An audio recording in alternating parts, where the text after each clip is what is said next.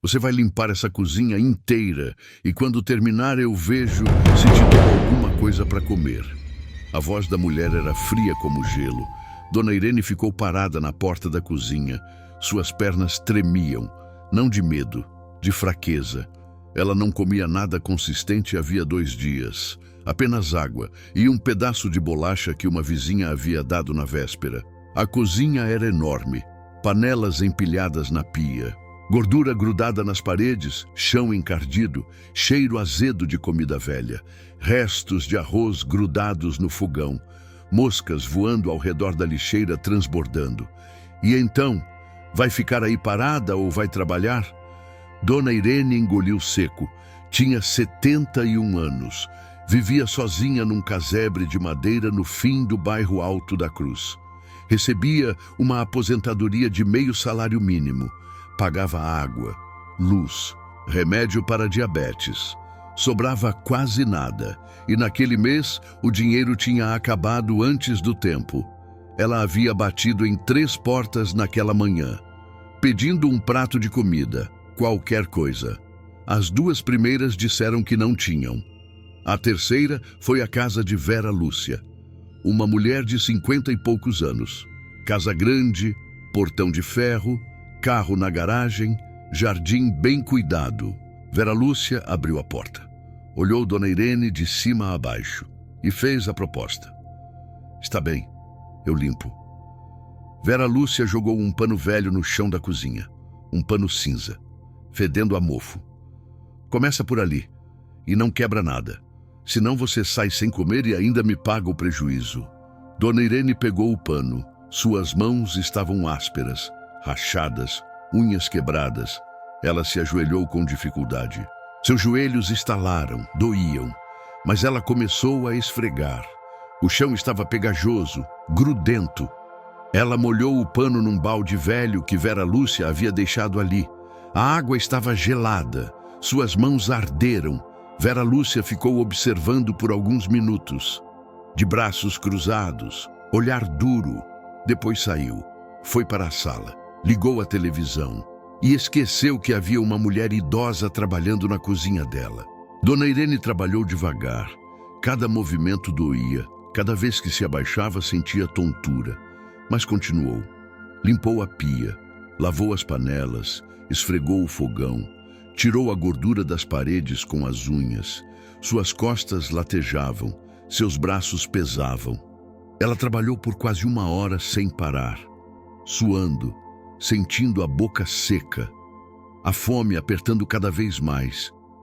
Quando foi limpar atrás do fogão antigo, um modelo de ferro pesado encostado na parede, ela notou que havia um espaço estreito, poeira acumulada, teia de aranha.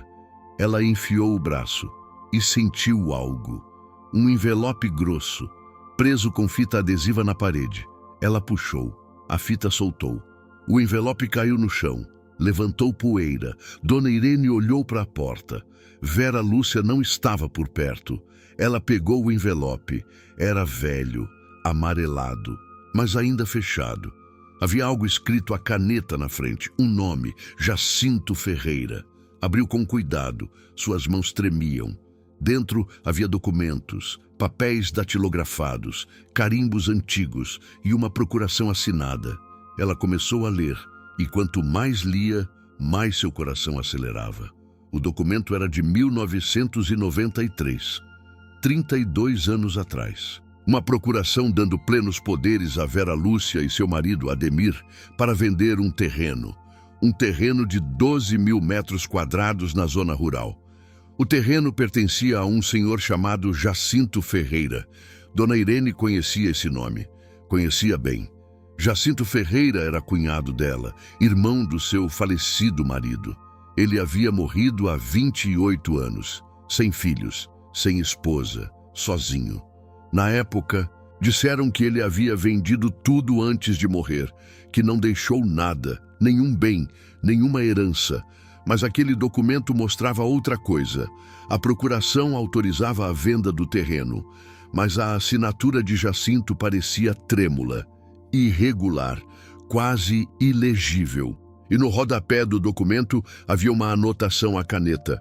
Uma anotação que não fazia parte do texto oficial, escrita com letra apressada.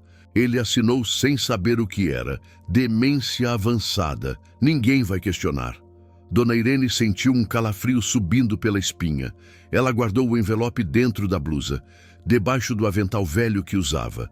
Sentiu o papel áspero contra a pele e continuou limpando, como se nada tivesse acontecido, mas seu coração batia acelerado. Suas mãos tremiam mais do que antes. 2 horas depois, a cozinha estava limpa, brilhando, chão lavado, pia vazia, fogão sem gordura, paredes limpas. Até o teto havia sido passado com pano úmido. Vera Lúcia voltou, olhou ao redor, passou o dedo no balcão, verificou o fogão, fez uma cara de aprovação mínima. Tá bom, espera aqui. Ela foi até a geladeira, pegou um prato com restos de comida, arroz frio, um pedaço pequeno de frango, feijão ressecado. Nem esquentou. Toma, come aí mesmo, e depois vai embora. Dona Irene pegou o prato, comeu em pé, rápido, sem mastigar direito. A comida estava fria, dura, sem gosto, mas era comida, e ela estava com fome, muita fome. Quando terminou, lavou o prato, colocou no escorredor e saiu sem dizer nada. Vera Lúcia nem se despediu, apenas fechou a porta. Com força, a tranca estalou. Dona Irene caminhou até sua casa, devagar, sentindo o envelope pressionado contra o peito. O sol estava forte, queimava, suas pernas doíam, mas ela continuou, passo a passo, respirando fundo. Quando chegou, trancou a porta, fechou a janela, sentou na cama velha e tirou o envelope de dentro da blusa. Leu tudo de novo, com mais atenção, palavra por palavra.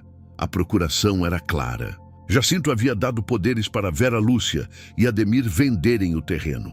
E segundo o documento, a venda havia sido realizada em outubro de 1993. O dinheiro depositado em conta conjunta dos dois. R$120 mil da época. Mas Jacinto nunca tinha dado autorização real.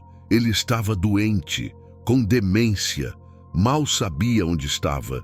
E mesmo assim, alguém havia colocado uma caneta na mão dele e forçado uma assinatura. Dona Irene sabia disso porque ela havia visitado Jacinto várias vezes no último ano de vida dele. Ele morava num asilo precário na periferia da cidade. Não reconhecia ninguém, não falava. Apenas olhava para o vazio, babava, precisava de ajuda para comer. E naquela época, Vera Lúcia e Ademir eram conhecidos da família. Não próximos, mas conhecidos. Eles haviam se oferecido para ajudar com os documentos de Jacinto. Disseram que iam organizar as coisas, facilitar o processo, resolver burocracias. A família acreditou, agradeceu, mas na verdade eles roubaram.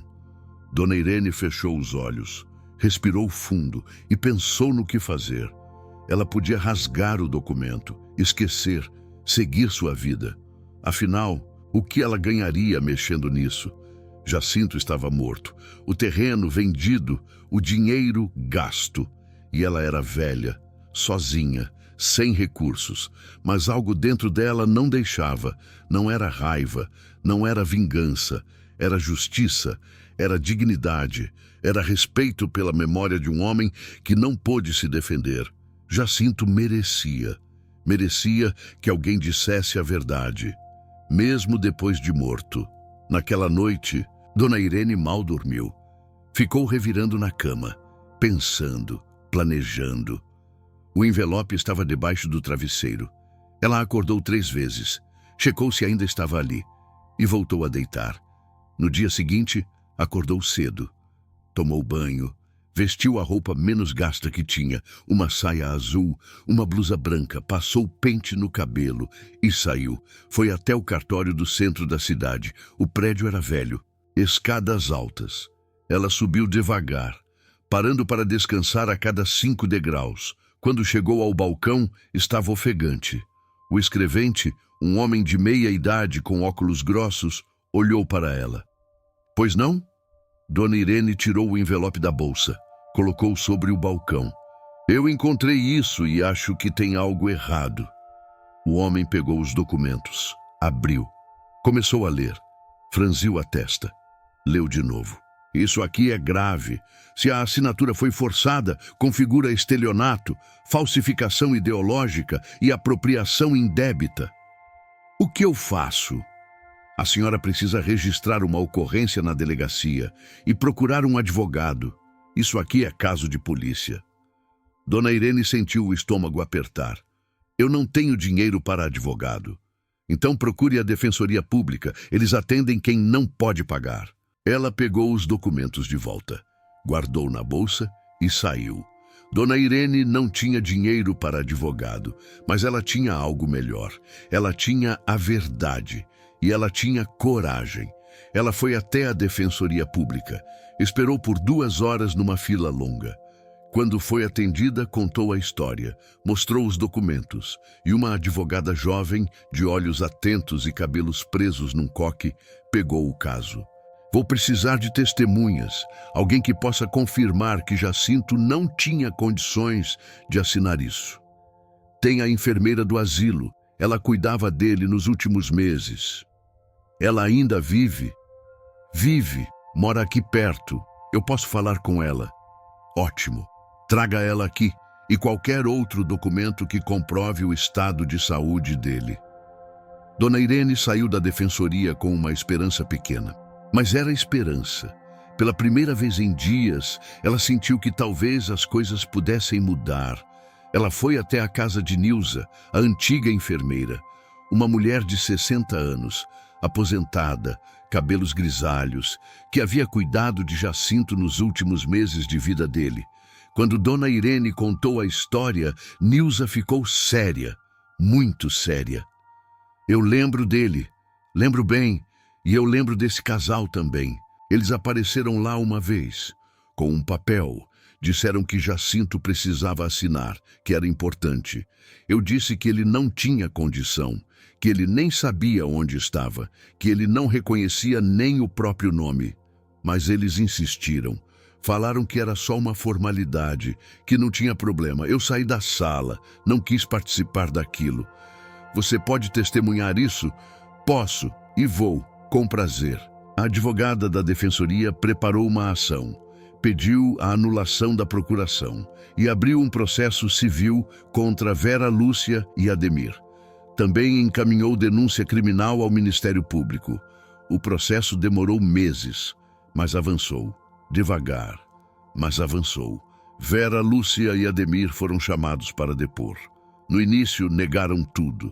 Disseram que Jacinto estava lúcido, que ele queria vender o terreno, que ele pediu ajuda, que tudo foi legal, que tinham testemunhas. Mas quando a enfermeira Nilza testemunhou, quando o laudo médico do asilo foi apresentado, mostrando que Jacinto tinha demência severa desde 1991, e quando o documento com a anotação escrita à mão foi analisado por um perito grafotécnico que confirmou que a caligrafia era de Vera Lúcia, a história começou a desmoronar. O juiz pediu mais provas e a advogada encontrou. Ela descobriu que o terreno havia sido vendido por R$60 mil, mas o valor de mercado na época era de pelo menos 200 mil e que o comprador era um primo de Ademir. Tudo armado, tudo combinado. O primo depois revendeu o terreno por R$300 mil e dividiu o lucro com o casal. 6 meses depois, a sentença saiu. A procuração foi anulada, a venda foi anulada. E Vera Lúcia e Ademir foram condenados a devolver o valor atualizado do terreno aos herdeiros legais de Jacinto, com correção monetária, com juros, com multa. Como Jacinto não tinha filhos, os herdeiros eram seus sobrinhos, filhos do irmão dele, o falecido marido de Dona Irene. E como o marido de Dona Irene também já havia morrido há 15 anos, os herdeiros eram os 2 filhos dele, que haviam falecido jovens, um em acidente de moto, outro de pneumonia, sem descendentes. O que significava que, por direito sucessório, a herança voltava para a viúva do irmão, Dona Irene. Ela não esperava isso. Não queria isso, mas era a lei, era a justiça. O terreno foi reavaliado por 3 peritos diferentes. Todos chegaram ao mesmo valor, R$ 230 mil. Vera Lúcia e Ademir foram obrigados a pagar, em parcelas, com juros, durante 5 anos. Dona Irene recebeu a primeira parcela 3 meses depois da sentença, R$ 20 mil, depositados na sua conta da Caixa Econômica. Ela nunca tinha visto tanto dinheiro junto na vida. Nunca. Mas ela não gastou tudo com ela. Ela usou parte para reformar sua casa, colocar piso novo, consertar o telhado que vazava, trocar as janelas quebradas, comprar uma geladeira, um fogão novo, uma cama decente, e usou o restante para ajudar outras pessoas. Pessoas que estavam como ela estava, com fome, sem dinheiro, sem esperança, sem dignidade. Ela começou a distribuir cestas básicas no bairro, toda semana. 15 cestas, depois 20, depois 30, para quem precisava. Sem perguntar nome, sem pedir documento, sem exigir nada em troca. As pessoas começaram a chamar ela de Dona Irene do Bem. Ela não gostava do apelido, achava exagerado, mas não reclamava, apenas continuava, e algo curioso começou a acontecer. Outras pessoas do bairro começaram a ajudar também, doando alimentos, doando roupas, doando tempo. A solidariedade se espalhou como uma onda silenciosa. 1 ano depois, ela estava sentada na porta de casa numa tarde de domingo, quando viu uma mulher parada do outro lado da rua. Magra, muito magra, cabelos desgrenhados, olheira funda, roupa suja, era Vera Lúcia. Dona Irene ficou tensa, mas não saiu do lugar. Vera Lúcia atravessou a rua, devagar, parou na frente dela. Ficou em pé, olhando para o chão. "Eu posso falar com você?" Dona Irene não respondeu, apenas esperou. "Eu vim pedir desculpa." Silêncio. "Eu sei que não muda nada. Eu sei que o que eu fiz foi errado. Foi sujo, foi covarde, foi cruel. Mas eu preciso dizer. Eu peço desculpa."